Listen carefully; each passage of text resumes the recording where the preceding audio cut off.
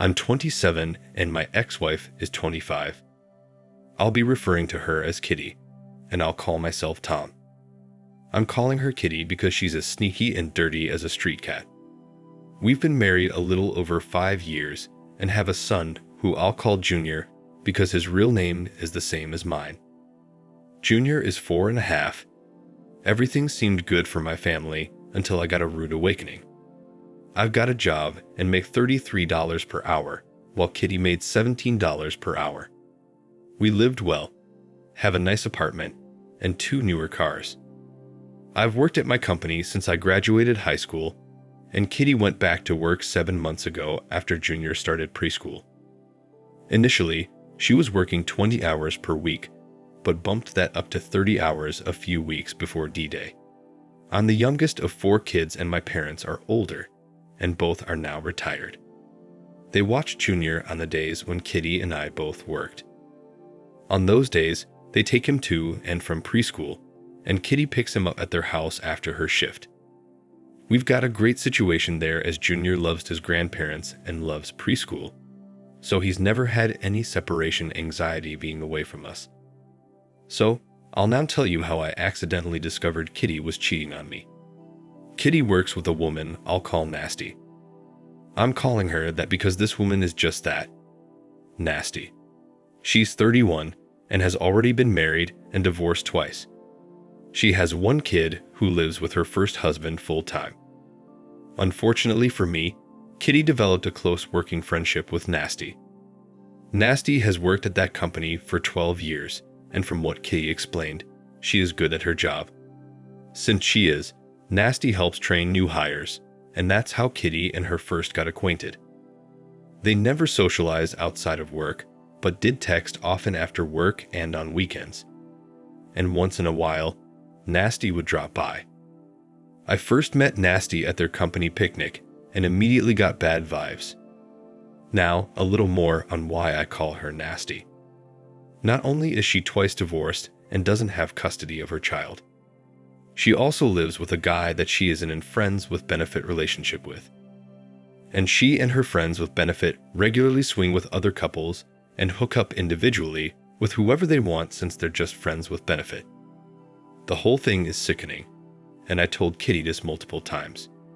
Kitty told me she didn't approve of Nasty's personal life either, but said she really appreciates her as a work friend, as she has helped her out with so many things. Though I didn't like Nasty, I didn't have a problem with Kitty being work friends with her, since they really never socialized beyond that. I'll now explain the first clue I got that Kitty was cheating. It was Saturday morning, and Nasty stopped by to talk to Kitty. No big deal, she was in the area shopping and dropped by to give Kitty something. Nasty had been to our apartment a few times like this, and I didn't have a problem with it. Even though I thought she was gross, Nasty was always friendly to me and nice to my son, so this was okay. My wife and Nasty sat in the kitchen talking for 20 minutes before Nasty had to go. Kitty got up and walked Nasty out to her car where they stood and talked some more, while Junior and I sat in the living room watching cartoons. Kitty left her phone on the end table and it started pinging with text. I ignored the first ping, but then decided to check it after the third text came through. This wasn't an issue, as we both knew each other's passwords and openly shared our devices. The texts were all from Nasty and in some sort of code. Now I thought that was strange as I was looking out my window at Nasty talking to Kitty, so she wasn't sending the text. I looked closer at the name and saw the text were from Nasty with a plus sign, while there were other texts just from Nasty. This made me look at the numbers, and they were different. I immediately knew something wasn't right. I saw Kitty walking back to the apartment, so I quickly took down both numbers to investigate further. I was going to ask Kitty about this when she got back inside, but decided to wait and do more investigating. When she came back in, Kitty joined Junior and me to watch TV.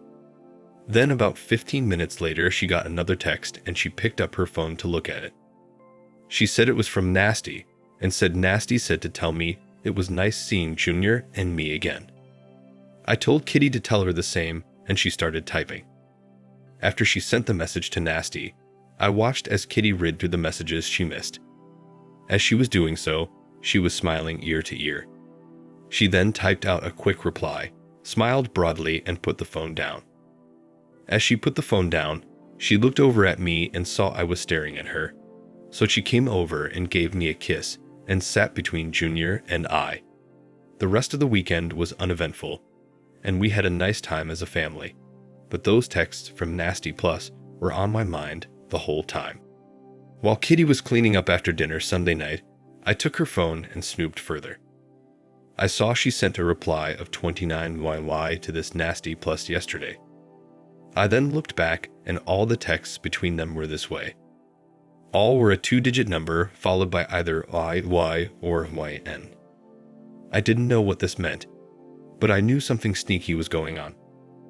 I needed to find out who Nasty Plus actually was. On Monday morning, I called the number from a desk phone at my office. The calls made from our desk phones come up as either unknown or private in caller ID, so I could remain anonymous. When I called the number, it went to voicemail, and it was a guy's voice. His recording said, "Hi, this is first name last name. I'll call him John Jones. Please leave a message."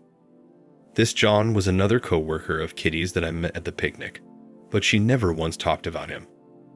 I knew right then that Kitty was cheating on me with this guy, and those cryptic messages between them were some sort of code they were using to meet up. I later determined that the number was the date of the month. The first Y referred to a desirable part of Kitty's body, and that Y or N at the end was a signal of whether they would be hooking up after work that day at John's place. The 29YY text he sent Kitty on Saturday was code for, "We're clear to hook up after work on the 29th. I looked the guy up on social media, but he only had a basic profile with a single profile pic, and all of his friends were hidden. I then checked Nasty's page to see if I could find something about him there. In her photos, I found a pic of Nasty and her live-in friend with benefit on a cruise with this John Jones and his girlfriend.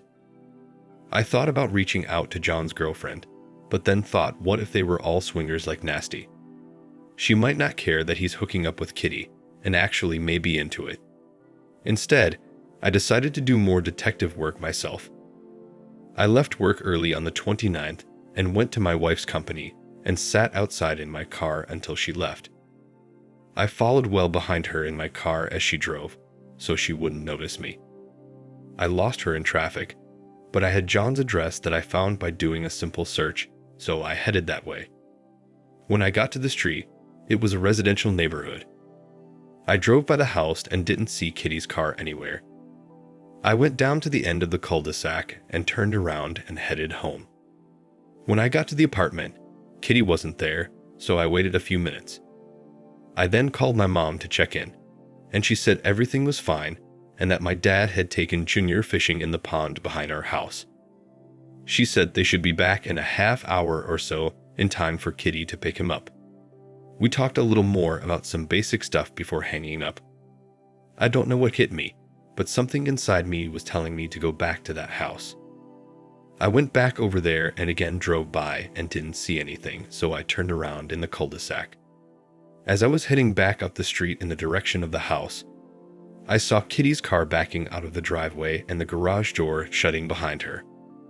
I pulled over so she wouldn't notice me and watched as she drove off up the street. Even though I was a ways away, I could clearly see it was her. I was boiling with anger at that point and could have done something terrible, but I somehow was able to hold it together. I headed home and arrived before Kitty got there with Junior. When she arrived, she was surprised to see me. I told her I got off work early and came home to spend some time with my family. I watched her closely to see if she acted differently, but she didn't. She kissed me, and I noticed that she smelled fresh, like she had recently taken a shower. I didn't want to accept a kiss, but I knew if I refused, she would know something was up. She was cheerful as she prepared dinner while I spent time with Junior in the family room. When dinner was ready, she called us to the table and said grace, giving thanks for the food and for her husband and son. Later that evening, she tried to initiate intimacy after Junior went to bed. I rebuffed her advances in a way that wasn't obvious so she didn't get suspicious. We went to bed a little early that night, and after she fell asleep, I checked her phone again as I heard her message indicator go off earlier that evening. There I saw another message from Nasty Plus that had a thumbs up symbol followed by 31 I lie. Now remember, this Nasty Plus is actually this John. This meant they would be hooking up again that week on the 31st, but this time I planned to confront them and catch them in the act. The following day I went to work as normal, and that evening before I went home, I stopped by my parents' house and told them what was going on. They were upset and in total disbelief. I told them I was going to confront Kitty and her lover tomorrow. Mom spoke up and told me to be careful and said for me to take Dad with me so I don't do something stupid. Dad quickly agreed. On D-Day, I again left work early and went to pick up my dad. We went to Kitty's company, waited for her to leave, and followed her car from a distance. She again went straight to John's house and drove right into the garage, and the door shut behind her. Dad and I were disgusted, and I was about to explode. We parked down the street and gave it 10 minutes before we both walked up to the front door. The house had a video doorbell, and I rang it while also knocking hard on the screen door. I looked right into the camera and said, "John, I know you're in there with Kitty and I know what you're doing. Open the door." He didn't answer. My dad then said, "Give me your keys." I asked him why, and he said he was going to move the car up and park it in front of the driveway. Dad then looked into the camera and said if they don't answer, we'll just wait here until they come out. After Dad moved the car, we sat on the hood and waited. During this time, I was calling and sending Kitty texts, but she wasn't responding. After 20 minutes of waiting around, I called Kitty's mom and dad and told them what was going on, and they came over and joined Dad and I. About 10 minutes after that, a woman drove up with a puzzled look on her face and started pointing in the direction of the driveway. I realized it was likely John's girlfriend, who I'll call Betty. I walked over to her car, and she cautiously rolled down the window. I explained who I was and what was going on. She started tearing up and got upset. She then opened the garage door, and there was my wife's car parked beside her boyfriend's Camry. Seeing this, she started pounding on the steering wheel, saying "God damn it" over and over again, with tears coming down her face. She parked her car on the street and marched up to the front door, taking out her key. She opened the door, and standing right there in the foyer was John and Kitty, fully clothed and looking at us with an innocent, "What's going on?" type of look. John spoke up and said, "Hi babe, I was just talking to Kitty here about work." Betty didn't say anything. Instead, she lunged at him and started hitting him, ripping off and breaking his glasses and screaming for him to get out. Her actions were so sudden and unexpected, Dad and I didn't have a chance to react. John didn't attempt to defend himself, and Betty was landing blows. He eventually made it out to his car, got in and locked the doors. Betty then grabbed a metal garden rake and started swinging it at the car, breaking the driver's side mirror and windshield wiper, and denting and scratching the driver's door. I managed to calm her down after a few minutes, but she was seething. The entire time, Kitty was standing there on the front lawn crying, with her parents asking her what the hell she was doing there. I then turned to Kitty and told her not to try explaining, as I already knew everything. I then told her to not even think about ever coming home and that we were done. She started crying and tried hugging her mother, but her mother told her to get away. Kitty then started jumping around and crying, and then ran and got in her car. I spoke to her parents and told them that I would be keeping Junior and she was not to come to my house. I told them they were welcomed anytime, but for now she was banned until we worked things out in the court. After this, my dad and I left, and he drove as I was too upset. We went back to my parents' house and told Mom what happened. My heart was pounding so hard, and my blood pressure had to be astronomical. I was so riled up, I almost puked. The thing that settled me down was seeing Junior. When he saw me, He ran over and gave me a hug, and I rapidly calmed down almost instantly. About an hour later, the calls from Kitty started. I didn't answer any of them, but listened to a few of her messages. She was crying and saying what she did was a mistake, and she'll never do it again. She begged for a second chance and said she was going to quit her job tomorrow and ask if we could start over. I sent her one response text stating, "Get a lawyer, I'm divorcing you." She kept calling and sending me texts all night, so I put my phone on silent and ignored her. The following day, I took the day off and kept Junior out of preschool. Junior and I and my parents went to the science center. We've been wanting to take him there for a while, and I thought it would be a good distraction for all of us. We had a great time and Junior loved the place. Later that evening, I explained to Junior that Mommy would be staying with his other grandparents for a while, and that he and I would be staying here with Grammy and Pops for a while, and that he would see Mommy a few times per week. He was fine with this as he had his own room at my parents' house, and they spoiled him rotten. He asked if his mom was sick. In my head, I was thinking yes, but told him she and I had business to work out, and once we did, he would see her more often, but she would have her own place. He didn't fully understand this, but accepted what I said and went back to playing his video game. The following evening, I agreed to meet with Kitty at her parents' house. I again took Dad there with me for support and as a witness. Kitty first tried explaining her actions, but I told her not to bother because it didn't matter. I told her what's done is done, and I was divorcing her. She pleaded with me for another chance, but I told her no, there would be no second chances and that we would be getting divorced. I then told her Junior would be staying with me and my parents until everything got sorted out legally. Kitty then told me if I divorce her, she wouldn't have any reason to live. I then asked her parents and my father to join us, and I told them what she said. She was crying with her head down on the couch, and her mother went over to talk to her. Kitty's dad then spoke up and said he was going to find this John Jones and make him sorry he ever met Kitty. I told him not to do it as he's not worth it. Kitty's dad and I get along well, and I told him I didn't want him to get in trouble. We spoke for a few more minutes, then Dad and I left. I didn't hear from Kitty that night, but the next morning she called and left me a message saying she had resigned from her job. I didn't respond to her, but thought to myself, great, now she doesn't have an income, so I'll be paying through the nose. Kitty kept contacting me, trying to get me to take her back, but I only responded when she had a question about Junior. I met with a lawyer and gave her the green light to move forward with the filing. We live in a state where cheating still matters in divorce, so my attorney says we're in good shape there since I have two witnesses, my dad and Betty. A strange thing happened to me a few days after all this went down. I got a call from Nasty, Kitty's former coworker. Nasty starts off telling me she was sorry about Kitty and me and said she feels responsible for this happening. She said she encouraged Kitty to get into an FWB relationship with John and that she and John were once FWBs before but no longer were.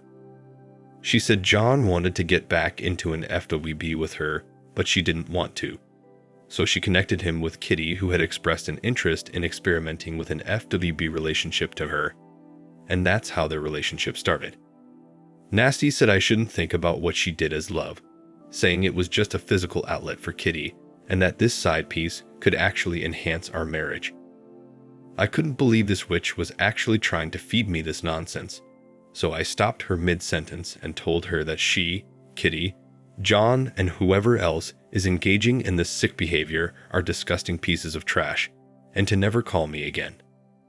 I then disconnected the call and blocked her number. What was she thinking by telling me this?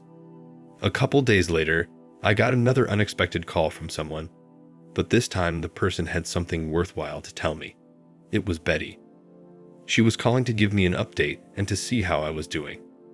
Betty told me that after everyone left her house on D-Day, she found a bag of the illegal substance on the dresser in her bedroom.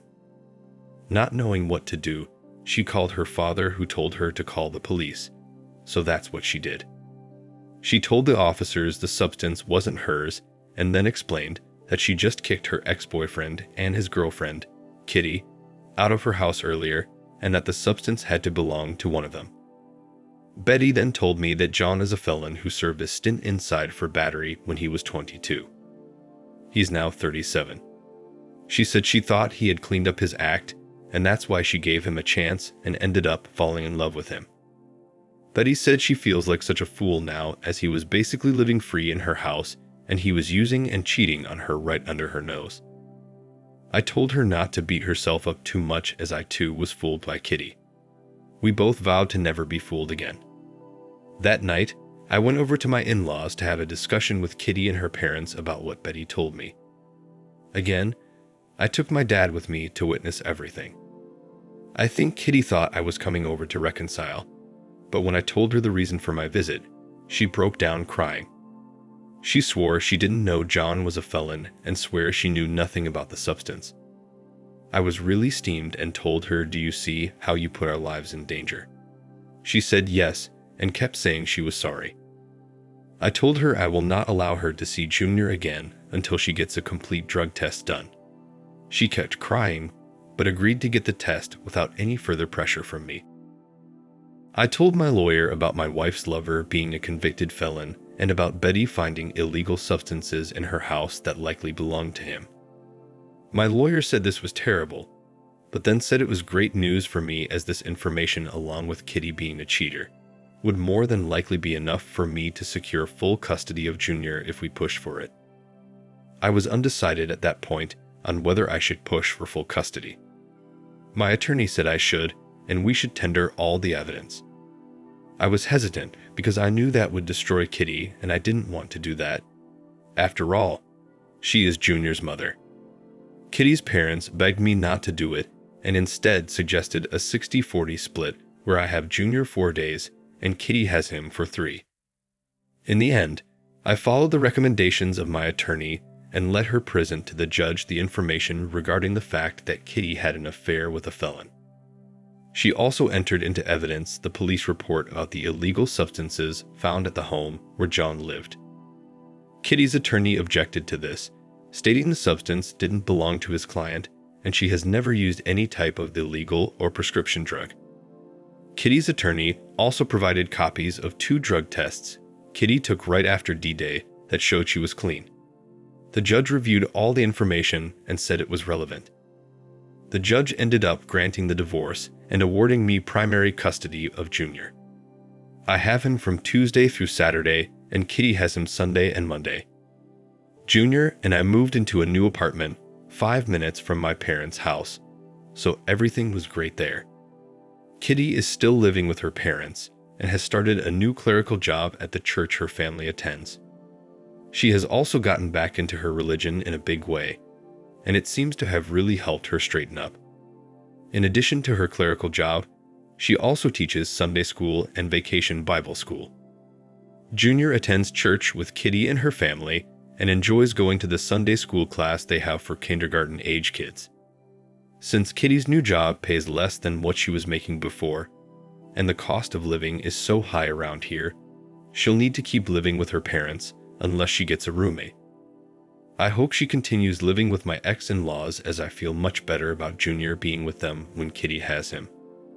Also, I forgot to add earlier that the judge did not require me to pay any alimony due to the infidelity and no child support since Junior is in my care 5 days a week. Overall, I'd say things are pretty good for us now, though I wish all this never happened, and I still do miss Kitty now and then. Kitty has finally realized that we're never getting back together, though I know she desperately wants to, as her parents tell me that's all she talks about. Thankfully, she no longer brings this up to me when we're doing our handoffs. I've not started dating again, and I have no interest in doing so anytime soon. I'm going to concentrate on Junior and my work and have a short-term goal of saving up for a down payment on a house. Also, before I go, I wanted to address some of the questions you had about John and Betty. First off, Betty and I haven't hooked up and don't plan to as we're not each other's type, but I very much appreciate all her help in this. She reported John's affair with Kitty and the illegal substances found at her home to John's company. John was let go a few days later, but Betty didn't know the reason, but believes the company likely conducted a random drug test, and that's why. Also, Betty told me recently that Nasty is no longer working at that company. She doesn't know why, but jokingly told me it was probably due to her sleeping with all of her coworkers, which I wouldn't doubt. Thank you for watching. Like, comment, and subscribe if you enjoyed the video. Until next time, I'll see you again. Take care.